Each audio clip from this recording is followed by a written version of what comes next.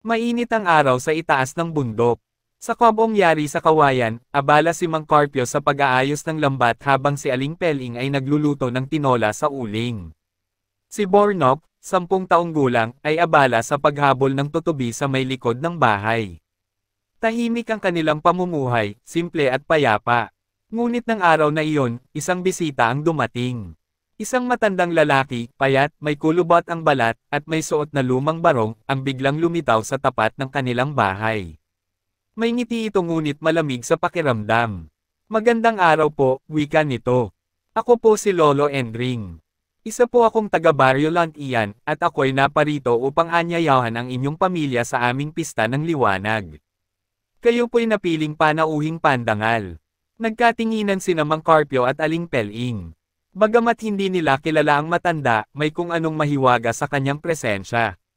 Si Bornok na may natuwa. May paligsahan po ba doon, Lolo? Tanong ni Bornok. Oo, marami. May palaro, may sayawan, may sulo-salo. Espesyal po ang pagdiriwang ngayon. Minsan lang tuwing 5 taon. Hindi nagtagal, napapayag ang mag-asawa. Kinabukasan ay bumiyahe silang 3 pababa ng bundok patungo sa di kilalang Baryo Lantian. Habang binabagtas nila ang masukal na daan, napansin ni Mang Carpio na tila paulit-ulit lang ang mga punong kahoy. Parang paikot-ikot sila, ngunit ilang hakbang pa, biglang nagliwanag ang paligid. Dumating sila sa isang bukas na kapatagan kung saan naroon ang baryo. Maraming tao, makukulay ang mga banderitas, may musika ng kudyapi at gong. Ang mga ngiti ng mga tao ay ubod ng lapad, parang sabik na sabik sa kanilang pagdating. Handa na ang lahat. Sa wakas, narito na kayo, bulong ng isang matandang babae habang sinisipat ang 3. At sa likod ng ngiting iyon, may nagtatagong gutom. Ngunit walang nakapansin, maliban sa isa, ang kanang kamay ng pinunong aswang, si Camardan, na unti-unting lumalamig ang katawan habang pinagmamasdan ang markang G sa braso ng bawat miyembro ng pamilya. Pagkapasok ng pamilya ni Mang Carpio sa baryo, sinalubong sila ng palakpakan at masiglang tugtugin.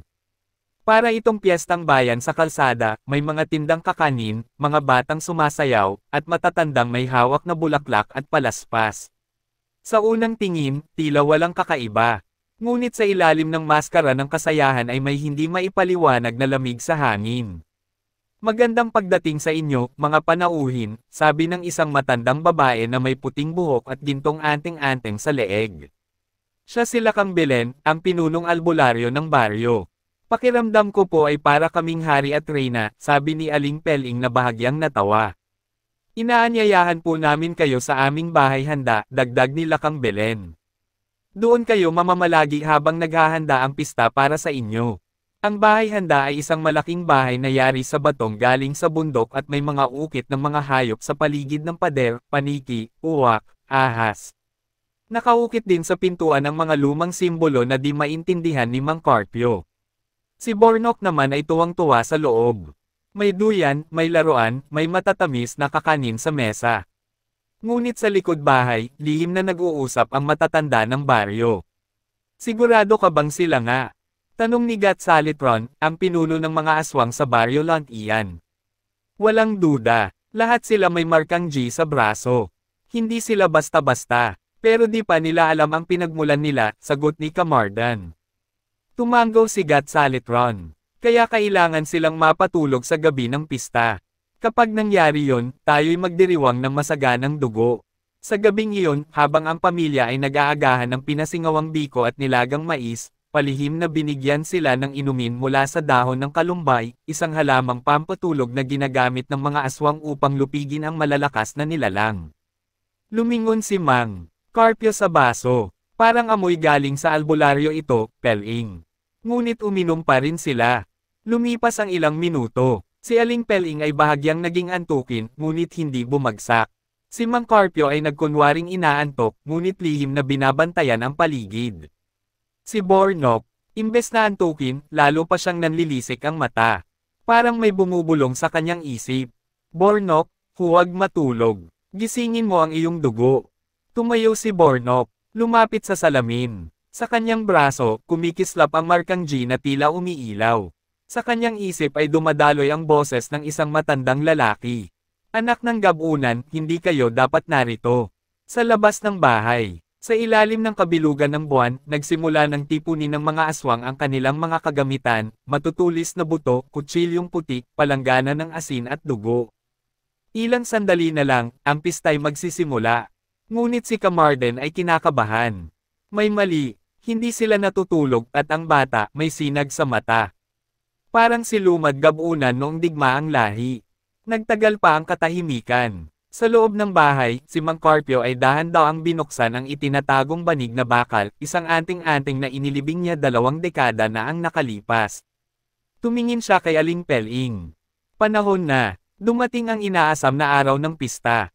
Maaga pa lang ay nagkagulo na sa baryo, lahat ay nakasuot ng mga kulay lilang damit, may maskarang kahoy sa mukha, at ang mga bata ay pinipintahan ng kulay abong putik.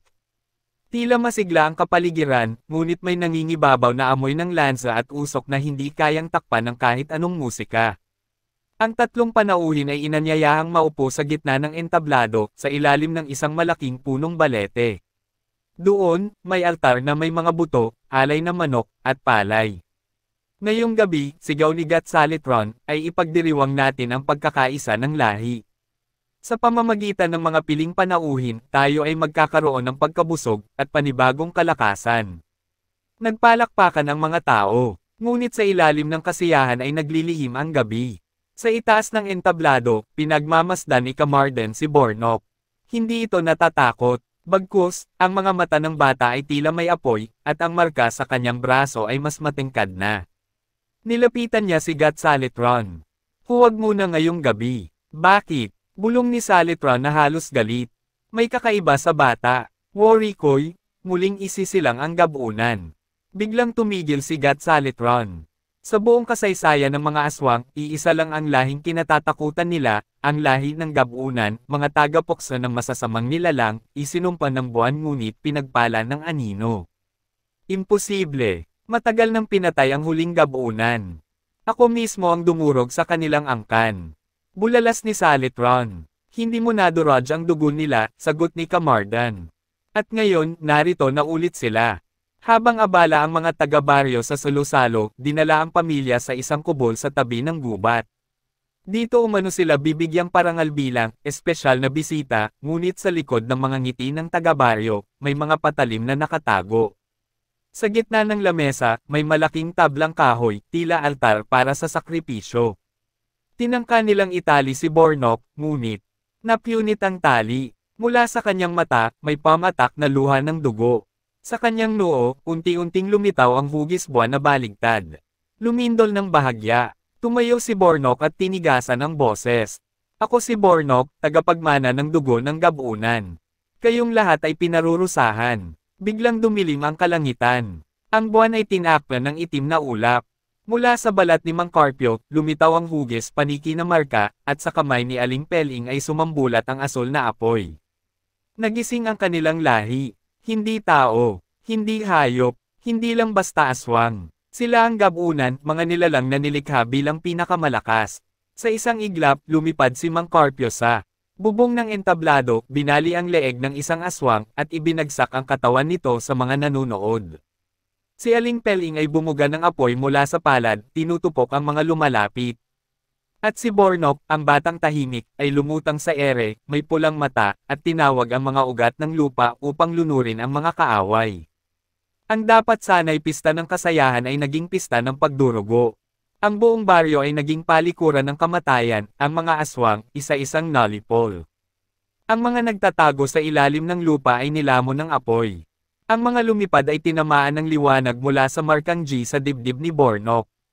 Sa wakas, si Gatsalitron na lang ang natira. Sugatan, nanginginig. Hindi nyo alam kung anong pinakawalan nyo. Hindi lang ako ang pinuno. May mas malalakas pa, huling wika niya bago sumabog ang katawan sa itim na usok. Pagkatapos ng labanan, tahimik na muli ang baryo. Ngunit wala nang natitirang nilalang doon kundi abo at dugo. Lumuhad si Bornok sa gitna ng guho. Si Mang Carpio at Aling Peling ay lumapit sa kanya. Hindi na tayo pwedeng bumalik sa dati nating buhay, sabi ni Aling Peling. Dahil sa gabing ito, ginising natin ang buong mundo ng kadiliman, ani Mang Carpio. Hindi lahat ng aswang ay napuksa ng gabing iyon. Sa ilalim ng pagkawasak ng baryo, may isang nilalang na nanatiling nakatingala mula sa anino ng kagubatan. Si Camarden, ang kanang kamay ni Gatsalitron, ay hindi nakisali sa labanan. Sa halip, manatyagan niya ang buong kaganapan mula sa mga aninong naglalakad sa pagitan ng buhay at kamatayan. Habang lumalakad siya palayo sa nasunog na baryo, ibinuka niya ang kanyang palad at pinisil ang isang ginintoang butil, isang mutya ng alaala, na kinuha niya mula sa sugatang aswang bago pa ito maluso. Gabunan, akala ko'y alamat lang, bulong niya habang tumutulo ang maitim niyang laway. Ngunit sila'y bumalik, at mas malakas pa ngayon. Sa ilalim ng matandang kuweba sa batong lumot, naroroon ang silungan ng anino, isang lihim na tagwa ng mga pinunong halimaw na matagal nang nakalubog sa katahimikan. Sa paligid ay mga bangkay na nakabitin, mga kulungan ng pinid na engkanto, at mga panandang naglilihim ng sinaunang kasamaan. Doon, sa trono ng itim na yantok, ay naupo ang pinakamatandang halimaw sa silangan, si Lola Apong Kurimo, ang bulag na reyna ng mga aninong nilalang. Sa tabi niya, naroon ang mga harimo ng lahi, si Tagbusaw, si Inlad, at si Apo Talangka. Pumasok si Camarden, duguan ang balikat, nanginginig sa harap ng matandang pinuno. Lola Apong, nagising na po ang gabunan. Natahimik ang buong silid. Ang mga nilalang na halos di humihinga ay sabay-sabay na sumengot ng hangin. Kanino mo nakita ang marka? Tanong ng matandang boses, sa isang batang lalaki. 10 taong gulang lamang, ngunit nilipol niya ang buong baryo. Kasama ang kanyang mga magulang. Tumawa si Apo Talangka, isang matandang hakluban na may mukha ng alimango. Kung bata pa lang yun, paano pa pag nagbinata o tumananda na? Hindi natin pwedeng hayaang mabuhay ang batang iyon, sabi ni Tagbusaw, may balat na parang kahoy at mga mata ng uwak. Ngunit si Lola Apong ay ngumiti. Hindi natin siya kayang patayin, ngayon. Pero pwede natin siyang baluktutin. Samantala, sa bundok ng Tapayan, ang pamilya ni Mang Carpio ay umakyat sa matandang pamana ng kanilang lahi, ang bato ng gabunan, isang dambuhalang bato sa gilid ng bangin na may hugis ng isang pugot na ulo. Doon, ipinaalala ni Mang Carpio sa anak ang kasaysayan ng kanilang dugo. Anak, sabi niya kay Bornok, ang lahi natin ay nilikha hindi para pumatay ng tao, kundi para sirain ang kasamaan sa balat ng lupa. Ano ang tunay nating pinagmulan, Itay? Tumanggaw si Aling Peling. Panahon na para malaman mo, anak. Sa panahon bago pa ang Kastila, may mga makapangyarihang aswang na may kakaibang mga abilidad. Sila ang mga gabunan. Mga isinumpa ng buwan sapagkat tumalikod sila sa daan ng dugo. Pinili nilang ipagtanggol ang inosente kaysa makisalo sa kadiliman. Ang unang gabunan ay si Lumad Gabunan, isang lalaki na isinilang na may 3 puso at gintong dugo. Siya ang pumatay sa hari ng mga aswang sa gubat ng Luyong. Sa kanyang dugo'y isinilang ang mga lahi ng mga tagapagtanggol, at isa roon ang angkan ng pamilya ni Bornok. Ngunit dahil sa kanilang kapangyarihan, sila'y pinagtulungan at winasak. Inakala ng mundo na naglaho ang lahing Gabunan. Hanggang ngayon. Habang pinagmamasdan ni Bornok ang kalangitan, dama po sa balikat niya ang isang uwak. May nakapulupot na mensahe sa paa nito. Binuksan niya ang papel. Isa lamang ang nakasulat. Sa susunod na buwan, ang pista ng anino ay magaganap. Sa Kabisayaan. Hinihintay ka nila. Tumayo si Mang Carpio. Magsisimula na ang gyera. Ngunit hindi natin sila lalabanan mag-isa. Lumakad silang 3 palayo sa bangin. Sa ilalim ng gabi, muling naglalakad ang lahi ng Gabunan, hindi para magtago, kundi para gumising sa mga natutulog pang dugo. Lumipas ang ilang linggo matapos ang masaker sa baryo ng mga aswang. Sa katahimikan ng bundok Tapayan, pinaghandaan ng pamilya Gabunan ang hindi maiiwasang pagsiklab ng gyera. Hindi na bata si Bornok. Hindi na rin ordinaryo ang kanyang pagkatao. Mula sa lihim na pook ng mga engkanto sa Kabisayaan, dumating ang isa pang mensahe. 2 nilalang na anyong tao ngunit may mapupulang mata ang dumating sa paanan ng bundok. Isa roon ay si Iska, isang babae na may buhok na pilak, at si Pido, lalaking payat ngunit may mga pakpak ng paniki sa likuran. Hinahanap namin ang huling Gabunan, wika ni Iska. Ako yun, sagot ni Bornok habang lumalakad mula sa anino ng puno, kasunod si Mang Carpio at Aling Peling. May pista na naman, dagdag ni Pido. Ngunit hindi para sa mga tao. Pista ito ng mga nilalang sa ilalim ng lupa, ang pista ng anino. Ang pinuno ng mga nilalang ay nais kang makita, at baka patayin. Sa tulong ni Iska at Pido, dinala ang pamilya Gabunan sa isang lihim na lagusan, bungangan ng lupa, isang kuweba sa Negros na hindi basta nakikita ng tao. Habang sila'y bumababa, napansin ni Bornok na tila may mga matang nakatingin mula sa bawat anino ng bato. Sa dulo ng lagusan ay isang bukas na mundo, isang lungsod sa ilalim ng lupa, tinatawag na balon ng mga nilimot. Dito naruroon ang libu-libong nilalang, aswang, tikbalang, kapra, maligno, duwende, at mga nilalang na hindi alam ng alamat.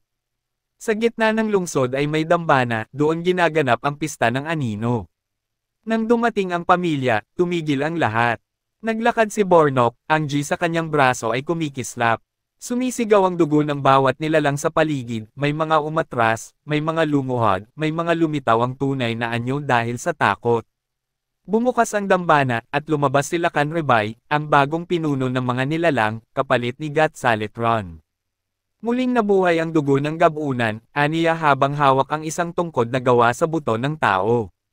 At ngayong nandito ka na, may pasya kang kailangang gawin. Sumali ka sa amin, alok ng pinuno. Ikaw ang magiging pinuno ng mga nilalang. Dahil nasa iyo ang kapangyarihang walang sino man sa amin ang kayang daigin. Tayo ang tunay na mga tagapagmana ng mundo, Bornok. Hindi ang tao, hindi ang simbahan, hindi ang mga duwag. Tahimik si Bornok. Tumingin siya sa kanyang ama't ina. Muling bumalik sa alaala niya ang mga patay na bata sa unang baryong kanilang pinuntahan. Ang mga babaeng kinatay. Ang mga butong ginawang kwintas. Kung ito ang mukha ng inyong kapangyarihan, sagot ni Bornok, hindi ako sa inyo. Ako'y isinilang para pigilan kayo. Nagliyab ang hangin. Isang malakas na alulong ang narinig mula sa mga nilalang na hindi masaya sa sagot ni Bornok. Sa isang hisap mata, tumalon si Tagbusaw mula sa bubong ng dambana, sumugod kay Bornok, dala ang isang pangil na bakal. Ngunit sinalubong siya ni Mang Carpio, at tinaga ang halimaw sa dibdib gamit ang palibong ng kanilang angkan. Si Aling Peling ay bumuga ng apoy, habang si Iska at Pido, na noon pa man ay tila nagdadalawang isip, ay pumagitna upang tulungan ang mga Gabunan. Ngayon, tayo na ang target ng lahat ng nilalang, wika ni Pido. Mabuti, mas gusto ko yang malinaw. Habang lumalaban, tila may tinatawag si Bornok mula sa ilalim ng dambana. Umalangaw-ngaw ang matandang wika ng Gabunan. Mula sa kalaliman, bumangon ang tatlong espiritu ng ninuno, si Lumad Gabunan, Makli, at Amay Digo, ang tatlong tagapagtatag ng kanilang lahi.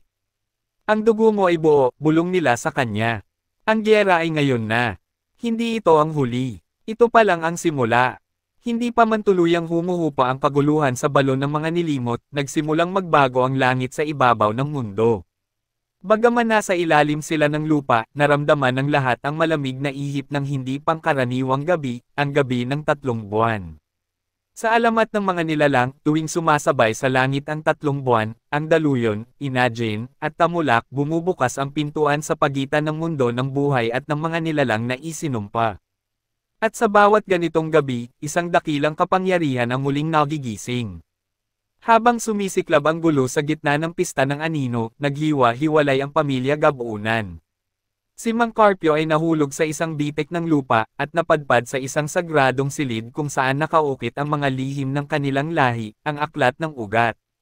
Si Aling Peling ay nakidigma sa itim na engkantong si Sarmuno, pinunong tagabulag ng nilalang na kayang alisin ang alaala ng sinumang makatingin sa kanyang mata.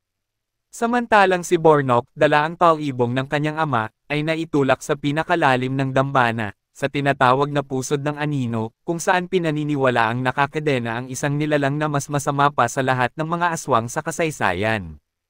Nag-iisa si Bornok, tahimik, madilim, hanggang sa marinig niya ang isang tinig. Anak ng dugo, ako ang iyong pinagmulan. Sa kanyang harapan ay isang dambuhalang nilalang na may 3 ulo, bawat isa ay may dugong tumutulo sa mata. Siya si Gas Alamin, ang aswang ng panaginip, ang unang Gabunan na sumuwi sa panata ng lahi. Ako ang dahilan kung bakit isinumpa ang ating dugo, ako ang dahilan kung bakit tayo'y tinakwil ng langit at lupa. Ikaw ang dahilan ng pagkawasak ng ating lahi, sagot ni Bornok, nanginginig ang kamay. Ngunit ngumiti si Gas-Alamin. Oo, at ikaw ang dahilan ng aking paglaya.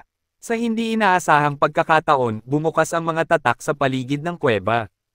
Isa-isa silang nagkakabasag dahil kay Bornok. Hindi niya alam na sa kanyang katawan ay naroon ang 3 selyo na pananggalang sa pagbabalik ni Gas-Alamin. At sa pagtapak niya sa pusod ng anino, nabasag ang huling selyo. Bumuga ng apoy na itim si Gas-Alamin. Nabiyak ang kuweba. Gumalaw ang buong balon ng mga nilimot. Sa unang pagkakataon sa loob ng 1,000 taon, nagising muli ang pinakaunang nilalang ng kadiliman. Samantala, sa itaas ng lupa, 3 buwan ang sabay-sabay na lumitaw sa kalangitan. Tumigil sa pagtakbo ang oras sa ilang bahagi ng mundo. Mga hayop ay nagnaknak ang mata. Mga punong kahoy ay nalante sa isang iglap. Ang mga sanggol ay umiiyak sa parehong oras. Dahil sa muling pagkagising ni Gas-Alamin, ang balanse ng mundo ay unti-unting nasasira. Sa gitna ng kagubatan ng alaala, inilabas ni Aling Peling ang kanyang huling lihim. Siya ay hindi lang ina ni Bornok, isa rin siyang tagabantay ng alaala, nilalang na pinagpala ng kapangyarihang manatili ang katotohanan kahit sa gitna ng panlilinlang. Ginamit niya ang kanyang kapangyarihan upang baligtarin ang ilusyon ni Sarmuno. Sa huli, napunit ang mismong mukha ni Sarmuno, lumabas ang anyo niyang isang nilalang na yari sa purong takot. Tinaga ni Peling ang puso nito at dinurog. Habang nakababaon sa ilalim ng bato, nabasa ni Mang Carpio ang aklat ng ugat. Doon, nalaman niya ang pinakamatinding sikreto.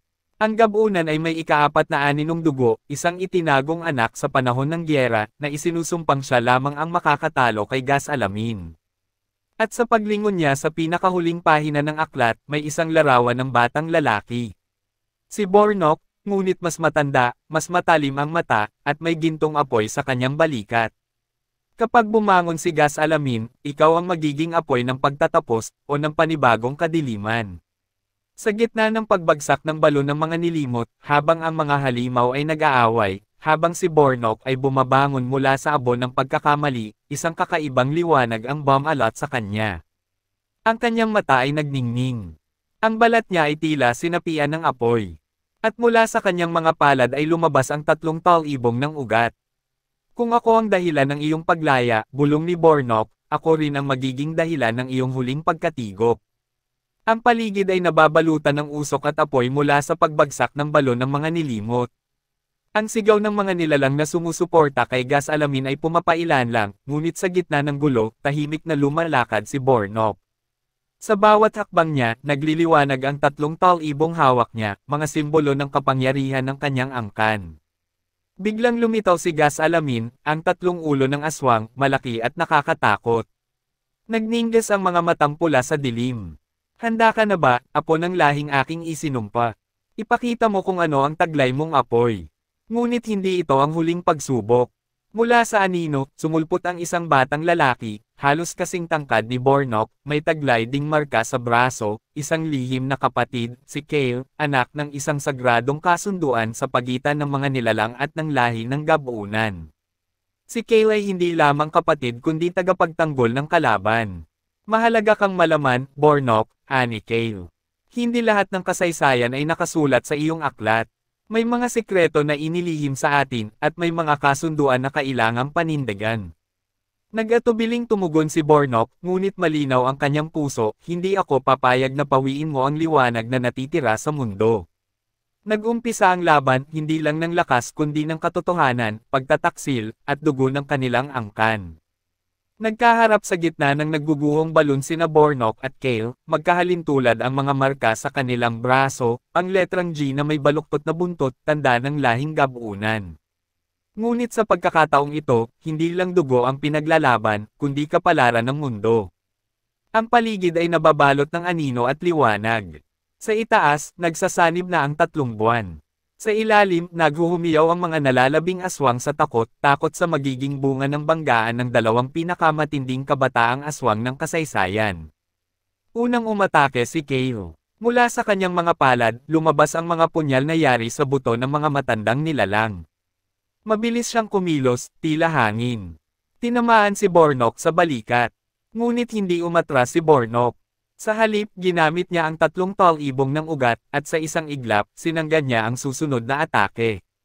Bakit mo ako nilalabanan? Sigaw ni Bornok. Pareho tayong gabuunan. Hindi mo naiintindihan, sagot ni Kale. Ako ang bantay ng balanse. Ikaw ang apoy na maaaring sumire sa lahat. Nagbanggaan ang kanilang mga sandata. Pumutok ang lupa. Lumipad ang mga aninong tila ibon sa dilim. Sa itaas, nagsimulang pumatak ang pulang ulan, dugo ng mga aswang na namatay.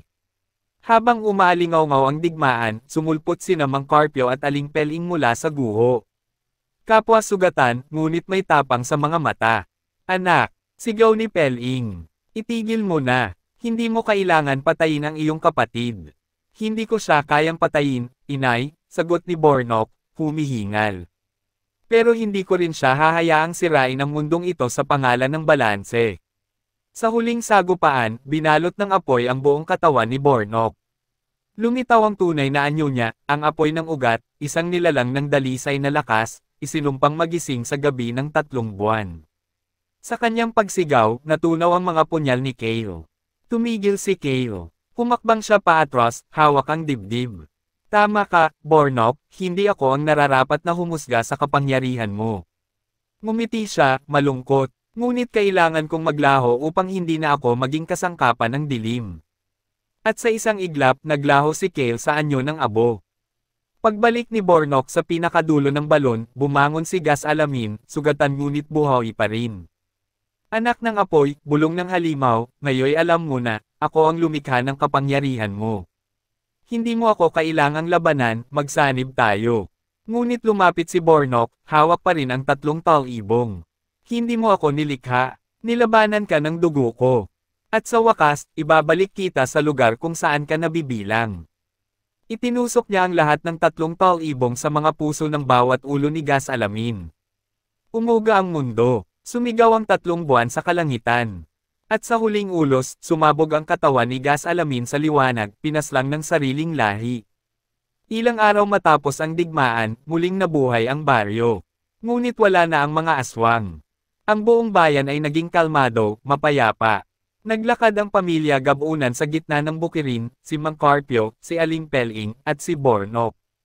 Wala na ang mga marka sa kanilang braso. Anak, wika ni Mang Carpio, anong balak mo ngayon? Ngumiti si Bornok. Kung kaya nating wasakin ang kadiliman, kaya rin nating magtanim ng liwanag. At sa unang pagkakataon, sumikat ang araw sa baryong minsang panyanahanan ng mga aswang.